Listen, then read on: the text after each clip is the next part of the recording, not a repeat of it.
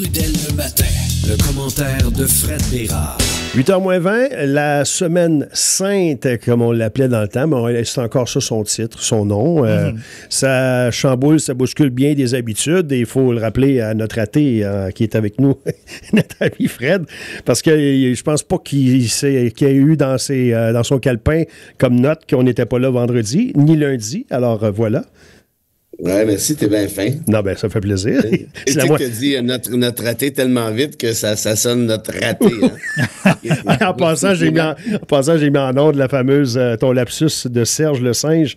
OK, fait que t'essaies de te venger ce matin. Non, pas du tout. Ça peut faire un lien. Fait que on n'est pas là vendredi, Fred, et on n'est pas là lundi. Alors, on a une décision à prendre. Est-ce qu'on reporte à demain? Sinon, est-ce qu'on devance les questions des auditeurs? Ben oui. Soyons flexibles. Oui, tu dis ça, André. La gang de psycho-rigides, vous. On est assez rigides, tant physiquement que moralement. Mais merci quand même de nous inviter sur cette piste. Non, mais c'est pour toi, hein, c'est ton show. Non, mais je voulais qu'on décide ça ensemble. Là. Je veux dire, ça change pas grand-chose, sauf que les gens, c'est demain au lieu de vendredi. Parce qu'il y a des gens qui exigent des réponses avant Pâques. Ah oui. Fait qu'on n'a pas le choix de le faire jeudi. Si tu poses la question, est-ce qu'André Léonard va marcher sur l'eau? Non, je vais marcher sur des œufs, parce que c'est Pâques. Oui, t'es plus le genre à marcher sur des œufs, effectivement. Les gens se marchaient sur de l'eau des bon, OK, on a fait le tour du marchage. Maintenant, des choses intéressantes dans l'actualité. Tu vas nous avoir une belle histoire pour nous à la toute fin. As-tu un duel de... Elle est toute petite, elle est toute cute. C'est pas grave, on va la prendre pareil. L'histoire de Max. OK. L'histoire de Max. Et les citations ce matin, est-ce qu'on a 2 citations qui s'opposent? Ah, ben, très certainement, je ne laisserai pas cette belle région des Hautes-Laurentides. Non. Attends une minute. Mon oncle Fredouille est à son affaire. Bon, ça, c'est rassurant, ça. Un premier Fredouille, note-le, un premier Un premier Fredouille ce matin. Il commence toujours ça. Est-ce qu'on a des citations ce matin? Évidemment qu'on a des citations. Là. As-tu une idée au nombre de chroniques qu'on fait dans une semaine, fois 2 citations, à quel point mon oncle Fredouille... C'est fou la recherche que tu fais pour nous. On l'apprécie. Tu dois sûrement pas beaucoup dormir, Fred, pour aller chercher toutes ces citations-là. À vrai dire, Fred, il dort pas beaucoup, mais c'est pas tellement pour les citations. C'est parce qu'il travaille tard le soir puis il se lève tôt le matin. C'est sûr que pour toi, André, ce serait plus compliqué. Mais c'est beau, la jeunesse. T'es bon encore pour longtemps, Fred. Oui, mais vous savez comment je fais, hein? Pendant toute la journée, la semaine, je lis des trucs, je prends des notes, j'envoie des messages, je prends des photos.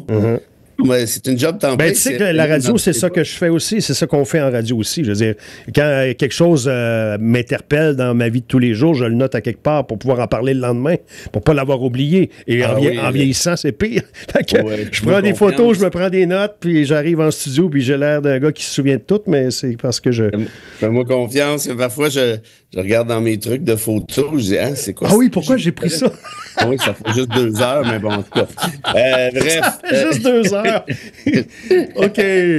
Alors, ce matin, un combat de, comment je te dirais, spécial. Ah. Parce qu'on a Einstein, qui est un habitué de cette chronique. Oui. Mais je suis pas certain, je pense pas que ce soit sa première fois, mais ce n'est quand même pas un vétéran dans la formation.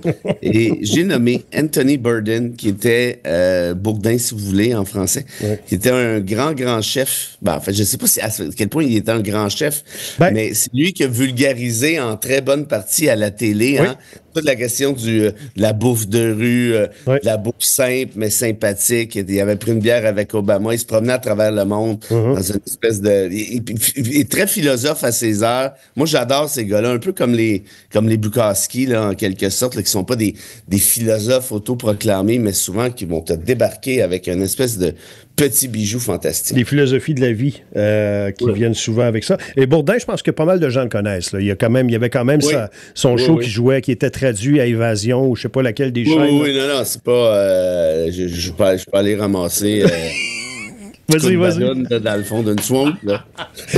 On s'attendait pas à ça. Là, alors, seulement, il est décédé depuis quelques années. Peut-être que les plus jeunes n'ont pas suivi la trace. Là, donc, voilà. Intéressant. Donc, Einstein contre Bourdain. À vous de choisir via toujours le texto 825-255-9909. Il y aura aussi quelqu'un qui a oublié de faire son don pour la Fondation également à la toute fin. Et le Snoro. Particulier cette soirée, Fred, parce que, le hockey est roi et maître dans le cœur des Québécois, tellement que le fameux débat des chefs sera diffusé à 18h plutôt qu'à 20h habituellement, je pense, André. Hein? Oui, 20h, ça aurait été à 20h, ouais. L'émission Stat, regardée par 1,4 million de téléspectateurs, est remise à demain pour une émission spéciale d'1 heure. Bref, ça chamboule les affaires, le hockey. C'est important pour le Québécois, le hockey. Est-ce que c'est triste ou c'est drôle? C'est spécial. J'étais à nouveau hier pour un débat là-dessus. Est-ce qu'on doit ou non reporter un débat des chefs du fait d'un match de hockey? OK. Et puis, parfois, ils choisissent un mot là, pour commencer le débat. Puis, ils ont choisi mon mot hier. Mon mot, c'était religion. Ouais. Je disais comme quoi, contrairement à ce qu'on aime penser, peut-être que le Québec est encore religieux. Oui. Peut-être que le concept de laïcité ne s'applique pas aux Canadiens. Ah, c'est bon, ça. Tout ça pour dire que moi, tu vois, j'étais du côté de... Bon, je tiens pas plus que ça non plus, mais c'est sûr que j'aimerais mieux que les gens s'obsèdent davantage de politique, surtout dans une élection comme celle-là où les enjeux sont...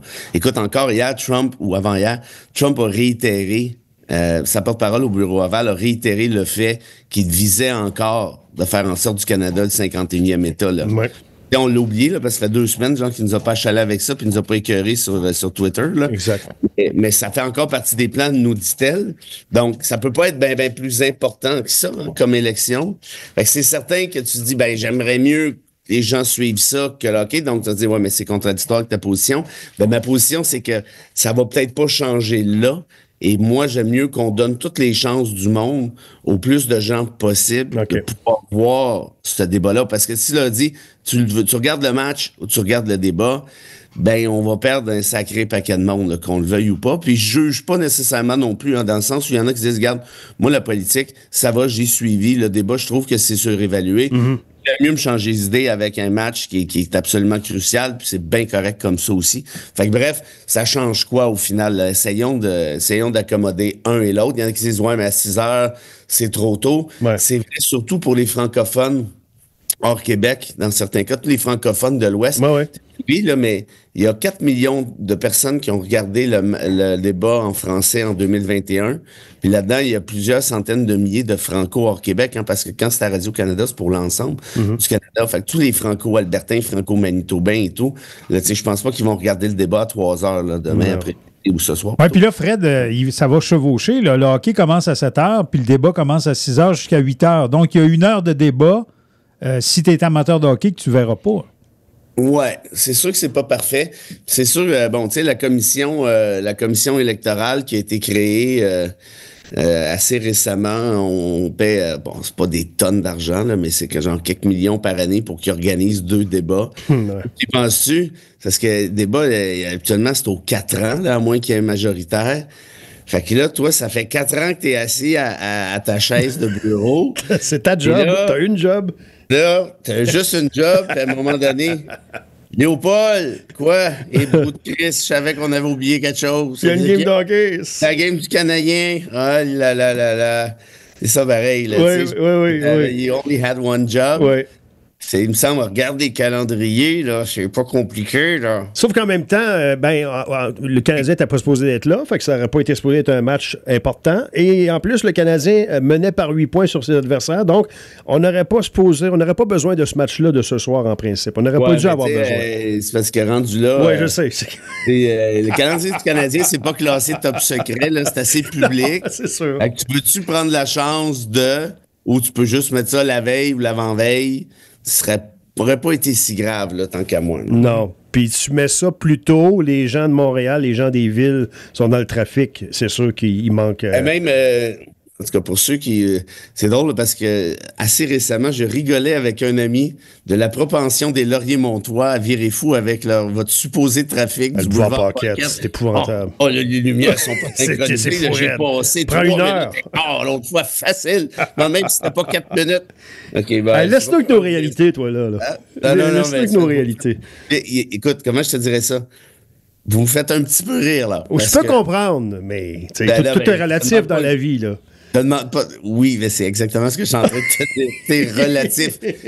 À mon sens, t'as pas le droit de te plaindre du trafic quand t'habites à Mont-Laurier. Je suis assez d'accord. T'es juste moi. Puis si t'es pas sûr, viens faire un tour avec mon oncle Fredoy. On va passer d'Hochelaga, on va aller au centre-ville.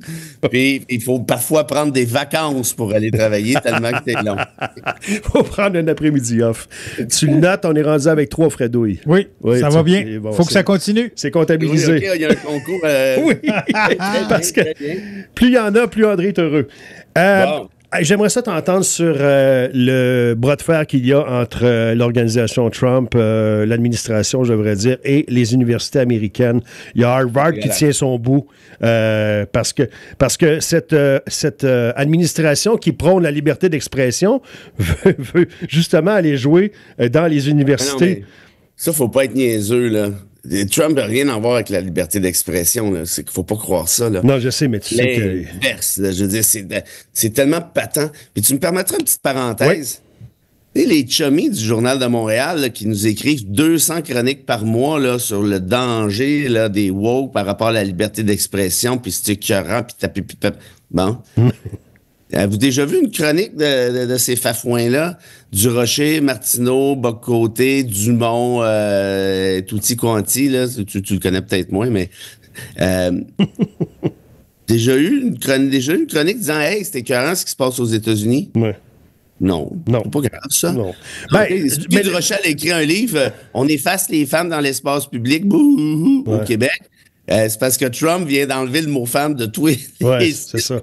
Et ça, c'est pas... Ça mérite même pas une petite chronique de 202 mots. Ah, ben, écoute, chacun est très rendu là, mais ce que fait l'administration Trump, c'est bulldozer la liberté d'expression, et je pèse mes mots. Et là, on est au-delà, on est une coche au-dessus de la liberté d'expression, si tu me permets, parce que là, tu t'attaques à la liberté académique.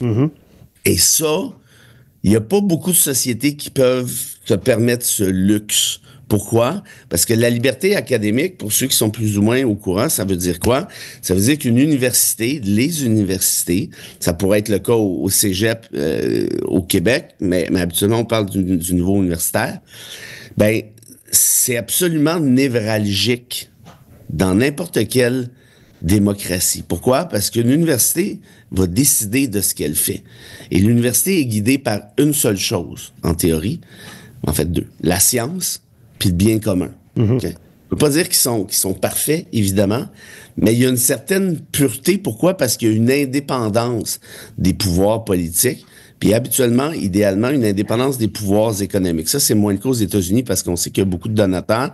Mais par exemple, au Québec, moi, je me rappelle, j'étais dans le conseil étudiant à l'Université de Montréal dans ce temps-là. Ça a fait toute une histoire parce que Pepsi voulait avoir une entente avec l'université pour pouvoir faire en sorte de mettre ses machines distributrices un peu partout. Okay. C'était une entente exclusive. Puis il y avait une gang, dont moi, qui disait Pepsi n'a pas d'affaires ici, là, qu'elle aille au diable. Puis d'autres, non, c'est important parce qu'on va faire des sous. Bon, tu vois, genre un peu. Mais ça pour dire qu'on virait fou avec Pepsi, qui est quand même pas la fin du monde. Là, l'université s'est pas effondrée, mais tu veux avoir une distance entre le pouvoir économique et la recherche. OK? Je le répète, une canne de Pepsi, c'est pas la fin du monde, mais quand Pepsi rentre dans une université puis dit, ben regarde, c'est juste moi, tu prends juste du Pepsi, ben là, évidemment, tu envoies des messages. Même chose pour les chaires de recherche. Quand c'est des chaires de recherche qui sont financées par X, Y, Z entreprises, ben ces entreprises-là, souvent, s'attendent à ce que, par exemple, on change un cursus universitaire, un programme, pour, éventuellement, là, on va vous préparer pour aller travailler pour telle entreprise, puis là, les profs se sentent pas très à l'aise de critiquer l'entreprise en question parce qu'elle a créé une chaire de recherche d'1 million, puis pati, puis pata. Tu vois, genre, c'est ça qu'on essaie d'éviter à l'université, puis c'est pas évident parce que ça prend du financement public et ou privé, même ça coûte cher, l'université, par définition. Fait un grand topo pour vous dire quoi? Pour vous dire que quand Trump dit aux universités, si vous continuez de faire ci, je vous coupe le financement. Si vous continuez à tolérer tel genre de manif pacifiste par ailleurs, je vous retire l'autre financement. Écoute, ils sont allés arrêter un manifestant pro-Palestine dénommé Khalil, qui avait absolument rien fait sinon que de manifester de manière pacifique, OK? Puis organiser une manif pacifique. Ce gars-là est maintenant en prison. Et Trump a coupé 400 millions de financement à l'Université Columbia. Là, Harvard, il a dit, là, ça va faire. Voici mon droit d'honneur. Là, tu vas aller au diable, Donald. tu vas pas nous dire comment gérer notre université, tu vas pas nous dire comment faire non plus. Puis c'est dangereux, là, parce que avec Robert Kennedy Jr., actuellement, qui dit, ah, ben là, les vaccins, on s'en fout, puis tati, puis tata. Toi, si t'es un chercheur universitaire, tant que tu capotes, là, parce que les vivres. Ben oui, parce que puis tu sais que le vaccin, c'est important. Mais là, si tu vas à l'encontre du boss, qu'est-ce qui va arriver? Tu vas perdre ta job. Ouais. Yohan Liu, qui est une de nos médecins ici, devait aller donner une conférence à l'Université de New York, qui est son alma mater. Elle s'est fait tirer la plug. Dernière minute, sans raison. J'ai reçu un courriel de l'université avant-hier disant, ben, tu sais, si vous êtes capable de pas aller aux États-Unis, allez-y donc pas. Mais c'est pas rendu là, c'est ça du fascisme, là. C'est qu'on réprime toute forme de dissidence, toute forme de recherche qui peuvent critiquer les régimes, mais c'est ça qu'on veut. C'est-à-dire, on critique pas le régime pour le fun de le critiquer, mais on veut avoir l'indépendance de le faire si on souhaite le faire. C'est ça la liberté académique, c'est ça qui est assiégé de toutes parts par Donald. Honnêtement, moi, j'ai jamais vu ça en Occident. Ouais, c'est dangereux, hein? C'est inquiétant. OK.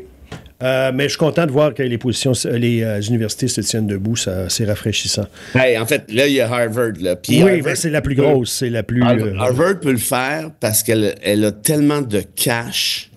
Mais la symbolique est puissante parce que c'est Harvard, justement, je pense. Mais oui, il faut. Mais ce que je veux dire, c'est qu'Harvard reçoit des tonnes de donations annuelles, puis ils nagent dans l'argent. Pourquoi? Parce que les anciens, c'est dans la culture américaine, la culture britannique aussi, la culture anglo, finalement, de redonner à son université. Donc, ceux qui ont réussi, entre guillemets, en affaires, il faut donner des affaires de 1 million, 10 millions, 50 millions.